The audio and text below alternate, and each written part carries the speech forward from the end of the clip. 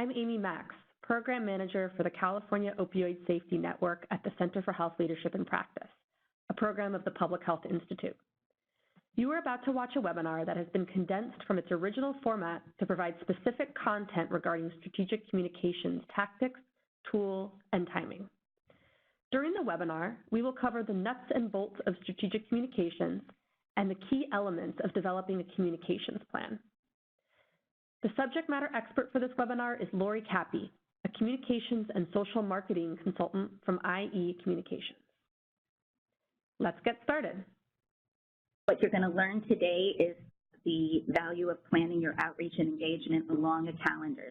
Strategic communications does definitely vary based on your setting and your audience, and the key tools you use are messages and calls to action, and you're going to hear me repeat that a lot.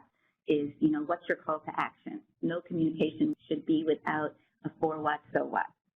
It doesn't matter that you send out a press release or get a radio interview unless you use that as an opportunity to work towards your strategic objectives. Why am I doing it and what's going to happen as a result? And then think through who needs to hear it, what are the specific messages, and what should happen as a result? Is it going to be an action? Is it going to be a change, behavior, policy? Is it going to be a culture change? So what do you want as a result so that you can measure it? Now we're going to get practical and nuts and bolts here. We're going to get right into how to do communications planning. The first step is to get firmly grounded in what is your vision and your mission statement. Then to set clear, measurable goals, identify the target audiences who can help to implement those goals, develop your messages. This is a plan, and for planning you need to be precise. What tactics you're going to use, what tools you're going to use, and when are you going to use them. And then finally, as many of you are a big proponent of evaluating, which is why it's good to set clear and measurable goals so you can figure out at the back end, did you reach your goals, and if yes, why, and if not, why. So you can recalibrate. So I took a stab at coming up with a generic vision or mission. The vision or mission is basically about how opioid abuse or misuse is a community-wide epidemic that will require a community-wide response. And this is an important point to have in your vision and mission, is that they're not a panacea for pain, and the public and our patients deserve better. And then the how we're doing this is through a public approach, health approach, which addresses both supply and demand side with focused strategies. So for all of you, the increasing awareness and increasing use of naloxone and increasing access to MAT are the broad goals. And I know some of you have developed more specific goals as well. Are you moving from adopting, so getting the emergency rooms to adopt these as safer prescribing, to actually implementing or monitoring? Some of you have gone from emergency rooms, maybe as your primary target, to dental and other practice areas that have been needing, or we assume need to be adopting safer prescribing. Some of you have also been promoting alternative pain management options and also doing more patient outreach to sort of bend the demand curve. Similarly, naloxone access goals have been evolving as well. I know that there's quite a bit more work going into pharmacist training, co-prescribing naloxone, destigmatizing naloxone, and addressing some of the high costs of sustaining naloxone. Goals have been evolving from a more generic increasing access to MAT to looking more at MAT in specific settings. You need to figure out the baseline for each goal. So if it's safer prescribing, at the beginning of your communications plan, let's have an idea of how many hospitals, doctors, or dentists are using the guidelines, so that as a result of our communications plan, have we increased that number? Similarly with naloxone and with MAT, it's important to kind of be able to measure before you start out your impact on that goal. The next step is identifying your target audiences. So who in your community could, for example, be helpful in a decision that would create more access to, for example, the naloxone. Another target audiences are communities and organizations with credibility and influence and power.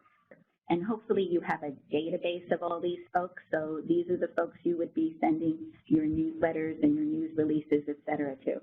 And when we think about this issue, there's just a range of stakeholders. So I want you to get as specific as you can when you do your communications plan. For the safer prescribing example, the overall goal is to increase safer prescribing. The overall message might be take action for opioid safety, reduce supply, and offer alternatives. So that might be kind of the overarching message for safer prescribing. A target audience, if it's an emergency room, and the message is opioids should only be used for short-term prescribing in response to acute pain. You want to be engaged in social media, and so that means you need a Facebook and a Twitter account. I'm a big fan of peer-to-peer letters and emails. Having the right messengers is really important, so start getting rolling on creating those.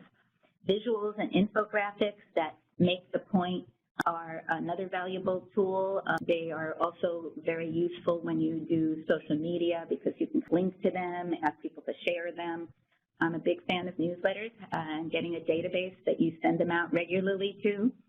Postcards and posters, video, Facebook Live, polling, bilingual materials. These are all useful tools that you can have in your inventory. Here grouped are some tactics to use as well for strategic communications. One is doing media monitoring for advocacy opportunities. So many of you are in pretty small local media markets, and so you may still be lucky enough to have local newspapers with actual local reporters that you can engage with. To the extent that you've got local news, monitor it. Read the newspaper, look for articles that reference the opioid epidemic, et cetera. And then when you see them, use this as an opportunity to write a letter to the editor to tell people about the work that you're doing, or submit opinion editorials and then let them know about upcoming activity. Do proactive media, press releases, press events, Facebook posting and tweeting. Think about community awareness, take back days, vigils and memorials. And again, peer-to-peer outreach is another good method. Letters and emails, presentations, perhaps grand lunches at workplaces. So I'm just giving you a few suggested tactics. Develop a communications plan that will work over a year, and then have refreshes quarterly. Thank you for watching this video. Please visit our website, CaliforniaOpioidSafetyNetwork.org, to access templates, tools, and resources, information on funding opportunities, and more videos in this learning series on opioid safety strategies and coalition development.